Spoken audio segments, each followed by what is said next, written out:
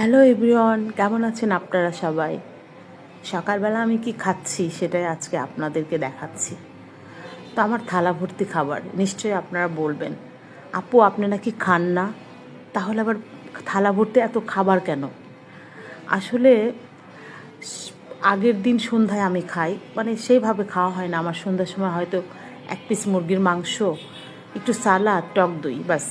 তারপর আমার সারা রাত তো শুধু পানি খেয়ে যায়। পরের দিন 12টার দিকে আমি ব্রেকফাস্ট করি, আর আমার সারাদিন তেমন কিছু খাওয়া হয় না।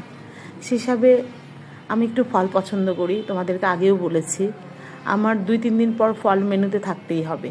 একটু হলেও আমি ফল খেতে, আমি এমনি চিনি খাই না, বাট আমি একটু ফল খেতে পছন্দ। আমি জানি আমার ফলও খাওয়া হবে না, কারণ আমি যেহেতু মেনটেনে আসছি। কিন্তু আমার মানে ফল দেখে আমি ঠিক ঠিক থাকতে পারি না, আমি একটু ফল খাই। আমার মা এসে বলবে যে কী রে, তুই বলে খাস না, তাহলে তোর প্লেট ভর্তি খাবার কোত্থেকে আসে? এত খাবার কিভাবে খাস? তাহলে তুই তো পেটুক, আর বলিস খাই না খাই না, সবাইকে জানাস আমি খাই না। আসলে মানে খাই, আমি একটু ফল পছন্দ করি। ফল না খেলে আমার মানে ভালো লাগে না, আমার এনার্জি ফিল হয় না। মানুষের যেরকম সিগারেট খাইলে এনার্জি আসে, অনেক কিছু খাইলে আমার ফল না খাইলে এনার্জি আসবে না। আমার ভিডিওটি ভালো লাগলে লাইক কমেন্ট শেয়ার করে পাশে থাকবেন, সাবস্ক্রাইব করে দেখবেন। আল্লাহ হাফেজ।